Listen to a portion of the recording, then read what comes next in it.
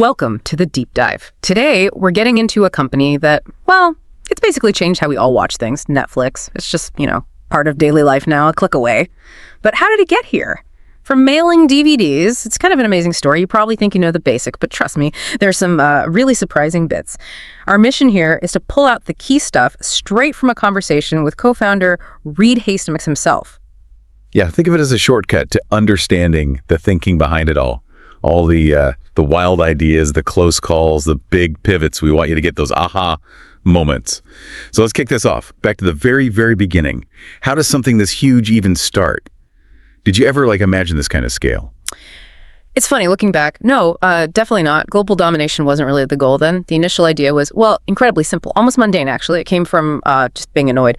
Back in 97, I rented a movie, Apollo 13 on VHS from Blockbuster, returned it late, and bam, like a $40 late fee. $40, wow. That's yeah, that would stick with you. It really did. It was just this nagging thought, there has to be a better way. It wasn't some grand vision, just solving that, that frustration. So that frustration leads to what must have sounded completely nuts back then, renting DVDs through the mail. I mean, people must have thought you were, well, crazy. Laughed, maybe? Oh, yeah. Insane is probably the word people used. Politely, maybe. Remember, VHS was still everywhere in 97. DVDs were new, kind of fragile seeming.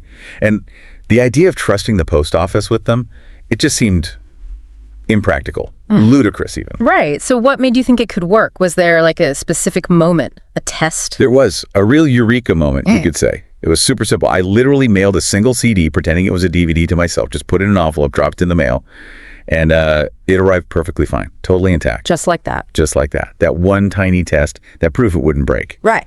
It changed everything. It went from this abstract idea to, okay, maybe this is actually doable. Wow. One disc in the mail. Incredible. But okay, even if it's doable, you're still going up against Blockbuster. I mean, thousands of stores, huge brand. Weren't you just, well, terrified, intimidated? Oh, absolutely. Intimidating is, putting it mildly. Blockbuster was a giant, a household name. We were nothing, just a tiny startup. But here's the thing we realized, and it's a key insight. Giants often move really slowly. Why is that? Well, they're usually tied to their existing ways of making money, their old business models. It makes it hard for them to, pivot or adapt quickly, like those late fees for Blockbuster. That was a huge chunk of their revenue. Right. Getting rid of those would have hurt their bottom line immediately. So how did you guys use that? What was your counter move? Our counter was basically hitting them where it hurt the customer, not their profits. Yeah. We got rid of the pain points. We launched the subscription model, flat monthly fee, rent as many movies as you want, and crucially, no late fees. Ever. That must have resonated. It really did. Customers loved it. We focused on what people disliked about renting movies, the fees, driving to the store, finding the movie wasn't there, and we just, eliminated it. That freedom, no late fees, unlimited rentals. It sounds great now, but I bet those early years were tough. Losing money. Did you ever think about just packing it in? Oh, many times. Yeah. Seriously. For years, we lost money. Every single month. I ended up putting millions of my own money in just to keep the lights on. Yeah. There were definitely moments of real despair, which actually led to that now kind of legendary moment in 2000. We flew down to Dallas. To meet with Blockbuster, right? Yep. We went to their headquarters and offered to sell them Netflix for $50 million.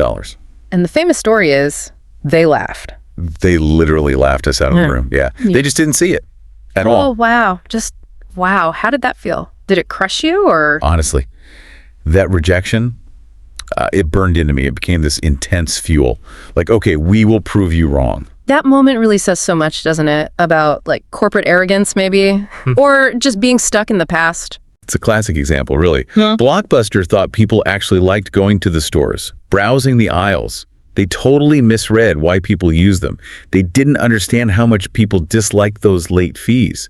They were just such a big part of their profits, they couldn't imagine getting rid of them. Yeah, they were kind of trapped by their own success model. Exactly. Innovation often comes from understanding what people don't like, not just improving what they already have. That's a really powerful point. But okay, Netflix didn't stop with DVDs. The really huge shift for most people was streaming.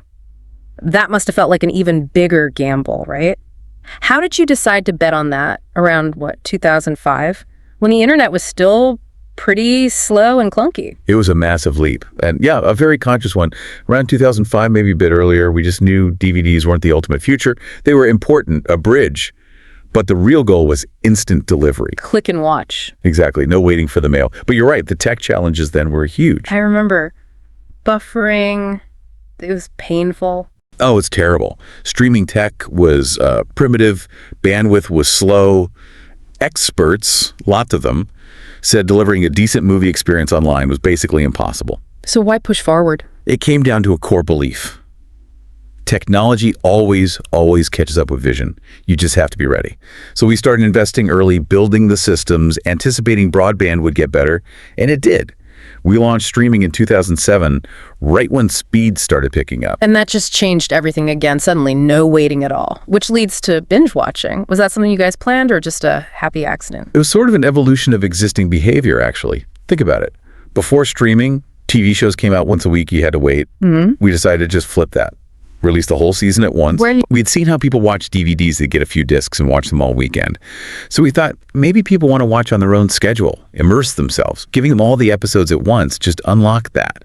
We maybe didn't quite foresee how big a cultural thing binge watching would become, how it would drive conversation, but the freedom was the key. That makes total sense. But Hollywood, they like controlling release windows, right? They must have been skeptical, maybe even hostile. Oh, definitely. Yeah. Skeptical is putting it mildly. They saw us as just, a distribution pipe. They didn't really trust us with their big movies or shows, especially early on. And that resistance, ironically, kind of pushed us towards our next really bold move. Making our own stuff, original content, starting in 2013. Right, House of Cards, which felt like a massive gamble for a tech company at the time. How did that change things internally? It changed everything. It was incredibly risky. We weren't a studio, we were engineers, mostly. But it transformed us from just being a platform to being a creator, a studio, eventually winning Emmys, Oscars, things we never imagined. It all came back to asking, what do viewers want next? And the answer was freedom, variety, yes, but also unique, high-quality shows and movies they couldn't get anywhere else. And now originals are everywhere. Stranger Things, The Crown, Squid Game. You're shaping culture, not just delivering it. But, you make it sound smooth, but I know it wasn't always easy. You faced huge challenges, right? Competition, criticism. Like, some people still argue Netflix and streaming are killing cinema. That's a serious concern for movie lovers. How do you respond to that? Yeah, look, it's a valid concern. We hear it. But history shows us something interesting, doesn't it? TV didn't kill radio. VHS didn't kill cinemas. New things usually don't kill the old ones. They just expand the choices. Streaming offers a different experience, convenience, watching at home. The cinema offers something else, the big screen, the shared experience. We see it as expanding options, not replacing them. Okay, fair point. What about competition? When Disney Plus, HBO Max, all these giants jumped in, analysts were predicting the death of Netflix. That must have felt pretty scary. Oh, it's definitely scary, no question. Going from being almost the only game in town to suddenly facing these huge companies with massive libraries and deep pockets. Yeah. Yeah, it was intense. A lot of people thought we were done for. But actually, competition is good. It keeps you sharp. How so? Complacency is the real killer when you're on top. Competition forces you to innovate faster, double down on creativity, improve your tech. And our advantage, we think, has always been our focus. Streaming is all we do. It's our entire business. For many competitors, it's just one part of a larger empire. That singular focus helps. That makes sense. But that focus also leads to another criticism, the idea of quantity over quality. Yeah. That maybe you make too much stuff and not all of it is great. Fair. You know what? That's fair criticism. Absolutely. Have we made mistakes? Put out shows or movies that didn't land? Of course, hundreds of them. But our approach is kind of like, scientific experimentation. You have to try a lot of things. Most experiments fail. But the ones that succeed, they can change everything. You don't get Stranger Things or Squid Game or The Crown without taking a lot of creative risks on things that might not work. It's a balance we're always trying to find. And speaking of challenges, there was that moment not too long ago when you actually lost subscribers for the first time in, a decade? The stock dropped, the headlines were brutal. What was that like inside the company? Yeah, that was humbling. Definitely humbling. After years of just up, hitting a wall like that is a shock. It was a huge wake-up call for some really honest conversations internally about what we needed to do differently. Like what? Well, it led directly to things like addressing password sharing more seriously, launching the ad-supported plan, really sharpening our focus on what kind of content investments made sense. It made us hungrier again, maybe? The password sharing crackdown was definitely controversial, though. A lot of people felt it wasn't fair after years of it being sort of, accepted. What was the thinking there? Look, the core thinking was about sustainability and fairness. It sounds corporate, but it's true. When a huge number of people are using the service without paying, it eventually impacts our ability to invest in making more great shows and movies, to pay the creators behind them. It wasn't about punishing anyone. It was about making sure the business model works long-term for everyone who is paying. And interestingly, subscriptions started growing again afterwards. I noticed, listening to you, there's a real pragmatism. You talk about mistakes pretty openly. It makes me curious about the culture inside Netflix. What's your leadership approach? How do you manage thousands of people globally and keep that adaptability? The core idea is something we call freedom and responsibility. It sounds simple, but it's powerful. Basically, we don't have a lot of rigid rules. We don't track vacation days. We don't micromanage. The philosophy is hire really talented adult people, give them the context, and then trust them to do the right thing. Freedom, but with responsibility. Exactly. Freedom isn't free. If you give smart people freedom, they usually amaze you with their creativity and solutions. But they also have to own the outcomes, good or bad, learn from mistakes, share the knowledge. And your famous culture deck kind of outlined all this, right? It went viral. Did you expect that? Not at all. That was just an internal PowerPoint deck trying to explain how we worked. I think it resonated because, well, maybe it tapped into a universal desire people have at work. To be trusted, to have ownership, to do meaningful things, not just follow orders. That makes sense. And beyond the internal culture, there's been this big shift towards global storytelling, bringing shows from Korea, Spain, India to the whole world. Was that always the plan? It became very intentional, yes. It grew out of realizing that, fundamentally, great stories are universal. When you see someone in Brazil loving a German sci-fi show like Dark, or a family in India hooked on Money Heist from Spain, you realize entertainment doesn't really have borders. So we started investing heavily in local creators, local stories all over the world, believing that amazing creativity exists everywhere, not just in Hollywood. And then Squid Game happened, a Korean drama becoming the biggest show in Netflix history. That must have felt like huge validation. It was. Yeah, magical is maybe the word. Squid Game just proved it so powerfully. It showed everyone that you don't need a Hollywood budget or even the English language to capture the world's imagination. You just need a brilliant story told well. That's the real beauty streaming, isn't it? It can tear down those old walls. It really can. This whole journey from mailing DVDs to global content creator, it's reshaped so much. You've talked about the challenges, the pivots, but building something this big, it always comes at a personal cost, doesn't it? Before we look ahead, can you share a bit about the sacrifices involved? What did it take from you personally? Yeah, that's important. People often see the success, not the grind behind it. Building Netflix, especially early on, it took years of obsession, pure obsession. It meant, countless missed family dinners. It meant waking up at 3 a.m., worrying about payroll. It meant living with failure, with rejection constantly. Entrepreneurship looks glamorous from the outside, maybe, but mostly it's just exhausting, mentally, emotionally. What kept you going? Just a deep, unwavering belief in the idea. And later, seeing the impact it was having, connecting people with stories, that becomes its own fuel. But demands a lot. Thanks for sharing that candor. Yeah. So looking forward now, where do you see entertainment heading, say, the next 10, 20 years? What's the next big thing after streaming as we know it?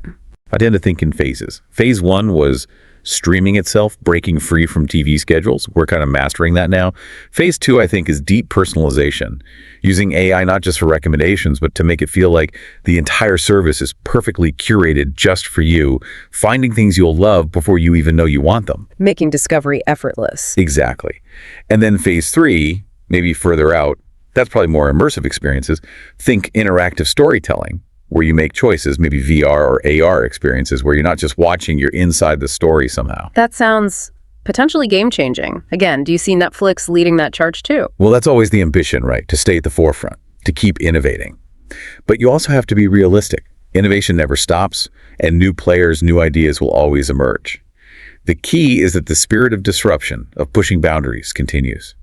As long as we stay focused on using technology to tell stories better and connect people, we hope to be relevant. So last question. 50 years from now, when the history books mention Netflix, what do you hope that single sentence says? What's the ultimate legacy you wish for? It's a good one. I hope it says something simple, actually. Something like, Netflix gave the world the freedom to enjoy stories anywhere, anytime. It's not about the stock price or the market cap. It's about that freedom. Because entertainment, really, it's about culture, connection, being human. That's what matters. Wow. From a $40 late fee to that, an incredible journey, truly. We've covered so much today, the frustration that started it all, battling giants, betting on crazy ideas like streaming and originals, navigating competition, building a unique culture, and going global. The resilience, the focus on the customer, it's really striking. Yeah, what's fascinating is seeing how that core idea, freedom, customer focus, stayed consistent, even as the technology and the business model changed so radically, from DVDs to streaming to making our own shows globally. That compass point remained. So for you listening, as you reflect on this deep dive into Netflix's story, maybe take away that final thought from Reed Hastings. Don't underestimate a seemingly crazy idea. The next time you have one or hear one, maybe give it a second thought. Sometimes those are the ideas that really do end up changing the world.